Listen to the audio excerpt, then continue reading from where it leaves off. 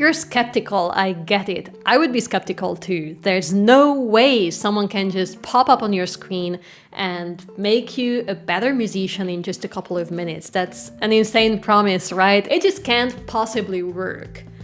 However, I still would like to make an attempt, and I want to show you one exercise, including just 2 simple questions, which I'm going to reveal in a minute. And I would like to try this because I just so believe that it will have an immediate impact on your music. What I really need you to know here is that I need your complete commitment and participation in this exercise, because I can't magically make you a better musician from here somehow. You know, I'm a 2D character on your screen, so you've got to put some effort into this. What's really beautiful about this exercise is that you don't need to know nothing about music theory. I mean, of course it helps, but you don't need to know nothing about it, and you don't need to improve your technical skills on your instrument at all. You can see immediate results on your current skill level. You already know everything you need to know in order to complete this exercise. And this makes it really suitable for not only professional players, but also to beginner or semi-beginner players. And as well as it's independent from style or instrument, basically you just have to be a musician to complete it. So let's give it a go. The first step is to pick a piece. Any piece, really. I'm going to go with a classical guitar piece, but you can pick a popular song or a video game music arrangement on your instrument. It really doesn't matter. So we're gonna go with Spanish Romance because it's a beautiful piece. It's great. We all love it. And, you know, if you don't love it, just stop being a snob. We know that you love it too, so just admit it, okay? Just admit it. And the first question is going to be, what's beautiful about this piece to me? Or alternatively, you can ask, what do I find interesting about it? But that's the first question. And to walk you through on my process, I would say when I talk about Spanish Romance, in general, I find it really beautiful how it has this arc, this story arc. It has an ABA form, so we start in this really dark E minor section. It's very painful, it's very sad or sorrowful, and then after this section we enter into the major part, which is almost like a little spark of hope, or maybe just remembering to the good old days when everything was just better and easier and lighter. And after this part, we finally come back to the E minor section one more time, which is going to be this complete darkness.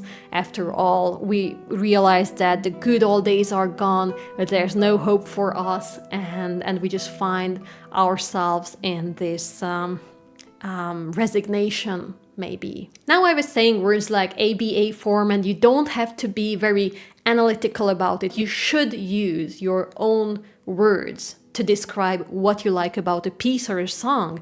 So you can just say, I like this piece because it reminds me to this. I like it because it makes me feel like that.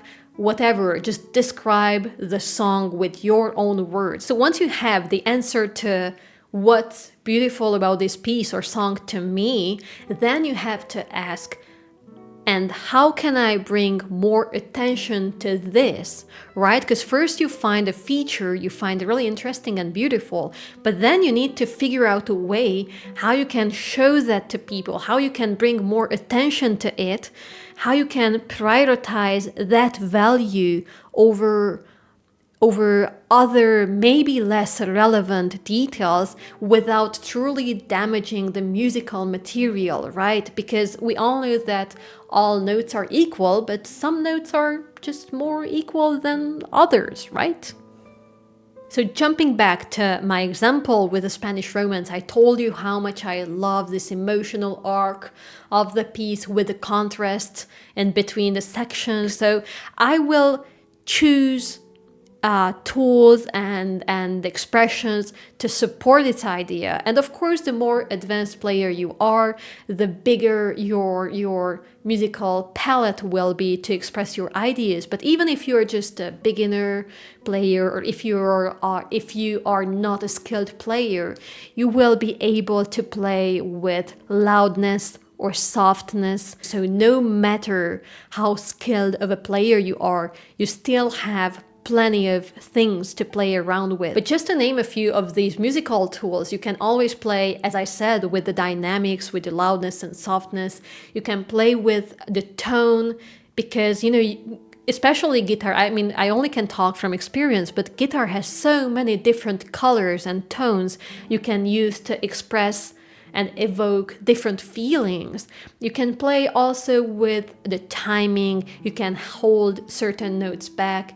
You can play with the voicing, for example, emphasizing a certain melody line and playing the other lines a little bit softer.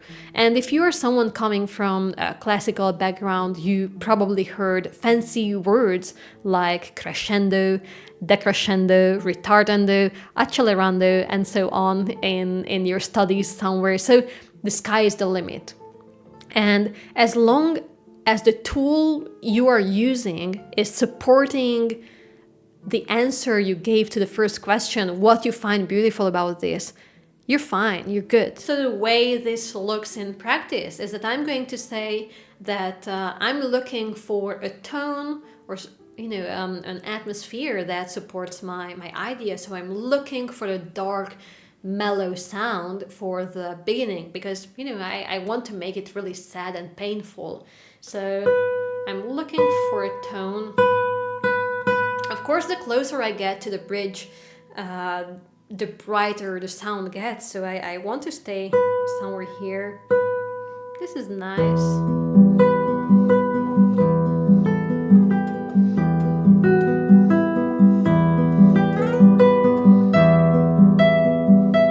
Yeah, that's good. I will take it. But compared to this, I'm looking for a more open or brighter tone for the middle section to really show the contrast between the parts, between the sections.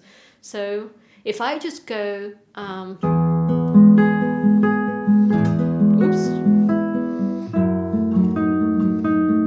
that's way too similar for me, for my taste and for my musical ideas. So I'm just gonna go and find something brighter.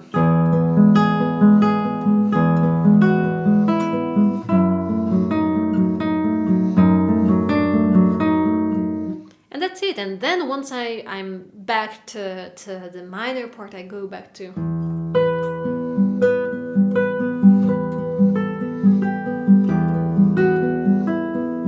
And that's it. That's how I figure out what tools I can choose to my musical ideas. Now, once you have a good general idea about what directions you want to take with your music, you can peel it down layers by layers, and you can go through the song or the piece lines by lines, or bars by bars, or sections by sections, and do this whole process all over again. So for example, you choose a bar, or maybe not a bar, but you choose a short section and ask yourself, what do you find beautiful about that specific section or that specific element?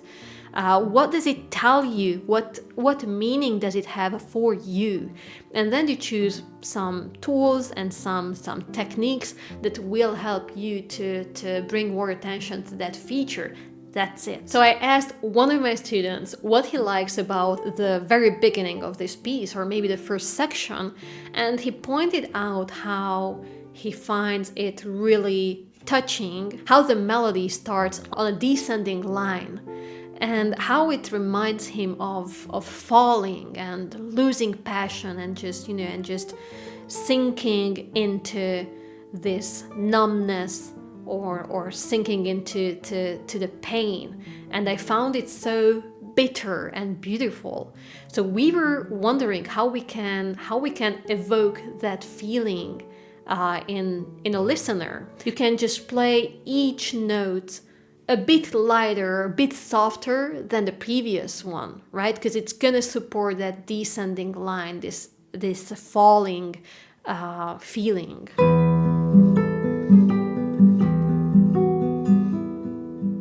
And I don't know if you noticed, but I played the melody line, the upper voice, much louder than any other notes in the piece, so you can focus on the descending melody line without any distractions. Now all that's left is to try this method for yourself, so pick a piece, let us know in the comments what you're working on right now, and tell me what you find beautiful about it and what's your attempt to bring more attention to it. Of course, you don't have to write it in the comments, but finding the words, verbalizing what you're trying to do is really helpful, trust me. So you can just write it down or say it out loud.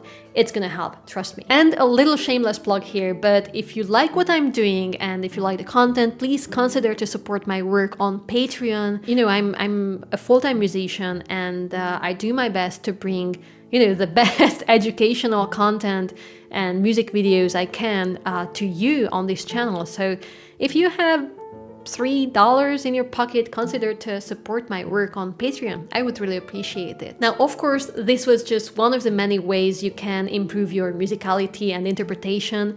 And if you already know a little bit about notation and musical structure and how it works, I highly recommend you to check out the video that's gonna pop up here. It's gonna go into musicality a little bit more in depth, so check it out. And thank you so much for watching. I hope you enjoyed this video. Don't forget to like it and subscribe to the channel. And I hope I will see you in the next video. Bye. Okay. 55 minutes. Oh my god, what took me so long? That's so long. Oh my god. I hope it's gonna be at least a good video. Damn. Wow. Okay, let's get something to eat. Food. Big Mac? Maybe Big Mac. Okay.